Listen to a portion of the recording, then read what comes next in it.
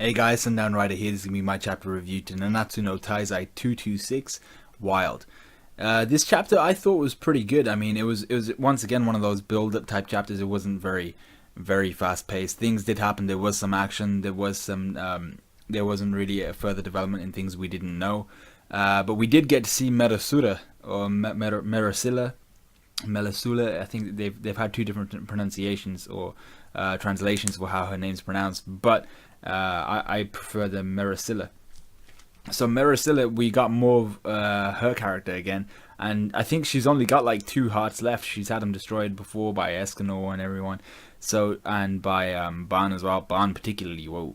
But yeah, so she's only got two hearts left, and she makes an appearance in this chapter, and she seems to be pretty menacing. You know, her whole look now with like her Chelsea grin kind of thing and her tongue lopping out. It looks really spooky, and it's quite a good look.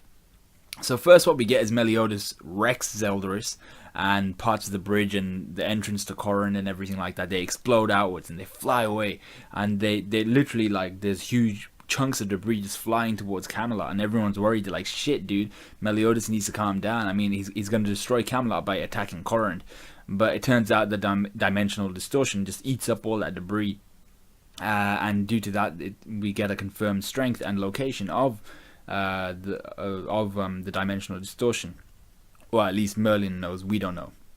So then Melisura, or Merasilla, I keep saying Melisura, but Merasilla teases Mellie Otis about his anger after having found out that Zeldaris was an illusion. Mellie Otis still kind of stood there pissed off, like, oh, I should have kicked his ass.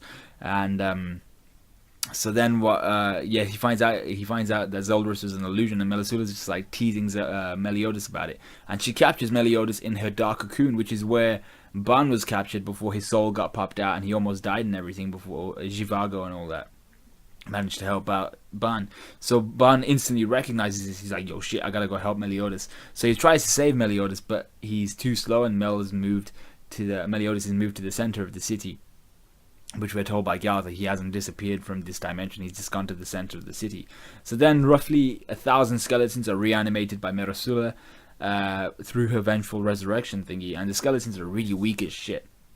So then we get more of Mellie Otis. Now Mellie Otis throughout this entire chapter, and really because of this whole escapade with Elizabeth being in the current predicament she's in, Mellie Otis is just angry all the time, and he's just letting off waves and waves of like killing intent, negative energy, just anger, hatred, wrath, all that kind of stuff.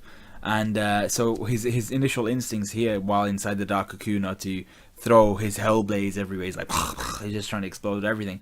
But he can't break out, because he can't break out of the dark cocoon with dark energy. It doesn't work within the dark cocoon.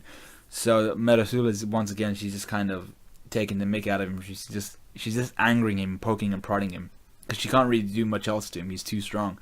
But she's doing a really good job. I'm actually impressed that she's managed to, at the very least, contain and really imprison Mellie Otis. He can't really get out at this moment in time unless he knows of a way to do it. Now, people were saying that he attacked Zeldaris with a plan in mind, as in him and Merlin worked out a plan, and this is all going according to plan. He just wanted to get within the city to destroy the dimensional distortion. But I don't think this is all going to a plan at all. I think Mellie Otis is just, when it concerns Elizabeth, he's always consumed by his wrath. He's seen her die too many times, and he's just consumed by his wrath, and he's working on instinct, and this isn't really anything to do with the plan. I mean, all the other sins would have known, or at least a couple of them would have known, and they were all shocked by his forwardness and his lack of heeding his own words, you know, when he told them we need to make sure we don't go in recklessly. So we find out once again, where it's reiterated, that every time Mellie Otis dies, the Dark King steals some of his emotions and revives Mellie Otis, so he comes back with less and less emotion. And the part I liked was Merasilla is like, she's looking at Mellie Otis and she's like, you know what, you remind me of how you used to look like when you were our leader, the leader of the Ten Commandments. And I was like, yes, because I really liked it when we saw that like little panel of Mellie Otis holding his like rectangle kind of sword, the really thick and wide sword he used to have in the Ten Commandments.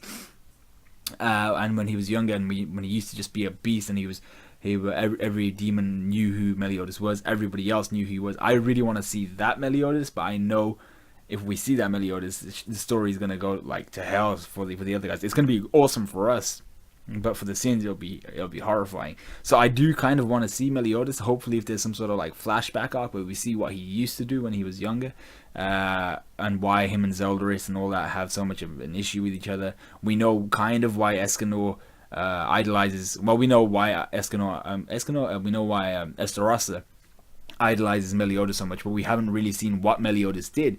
We've heard kind of bits and pieces, but I want to see it all because Mellie Otis is we want to get that contrast between him then and him now. So, like I said, he can't break out of the dark cocoon and anything like that. And Merasula is kind of just winding him up, saying, "Oh, you're as evil as you used to be," and all that. You know, she's pissing him off, trying to get him to think. So all of Mellie Otis' negative energy that he's building up, and he's getting more and more angry as Merasula keeps talking to him. All of that's being transferred into the skeletons that are fighting the 7 deadly sins, and about the 6 sins at the moment.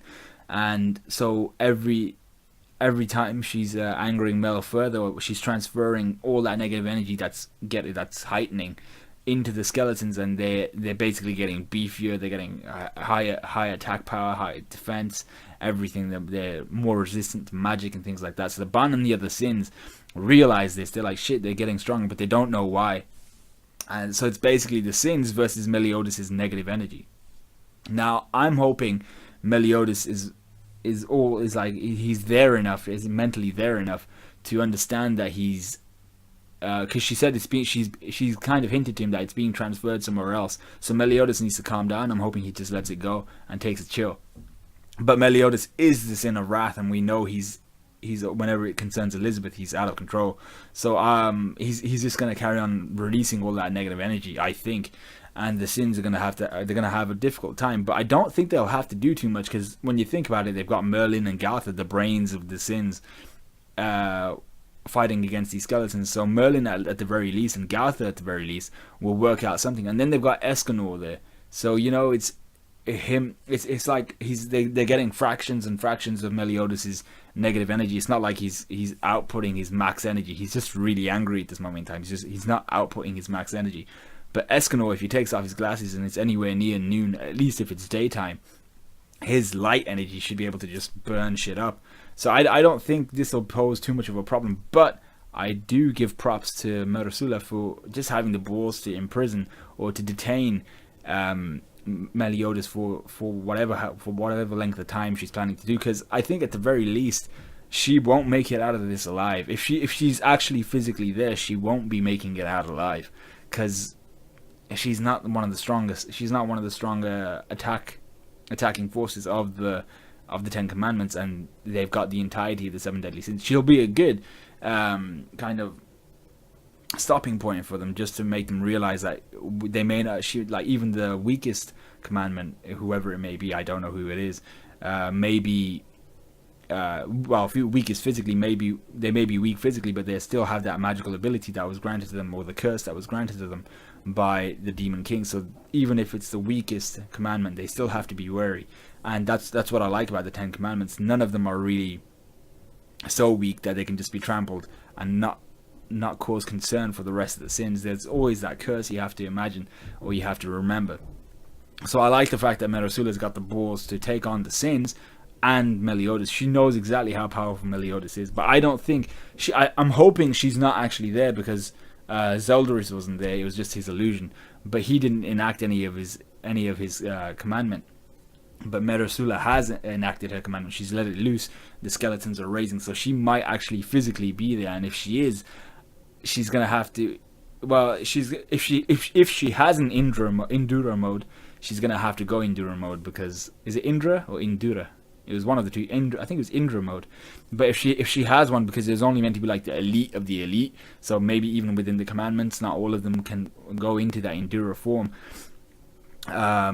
I don't think she'll be one of them, but that would make sense. Her being the only sin, her being the only commandment there. If she is the only commandment there, hopefully she has an Enduro form and we get to see exactly what happens when an Enduro goes against the Seven Deadly Sins or Mellie Otis in his base form. So that would be nice to see. But let me know what you guys think. Like, comment, subscribe, all that good stuff. I thought this was a nice kind of build-up chapter. We didn't get like revelations upon revelations. There wasn't like awesome levels of action where they were just blowing shit up. But it was a nice build-up chapter, and what will come next. Hopefully, I didn't actually read it. Let me check. Let me just check the chapter name for the next chapter. Name is called Clash. So maybe, yeah. So maybe the Sins will have a difficult.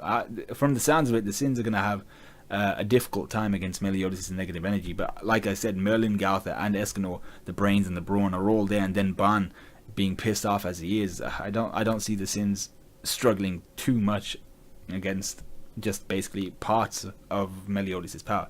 But let me know what you guys think. Like, comment, subscribe, all that good stuff, and I will see you guys when the next One Piece chapter comes out. So see you then.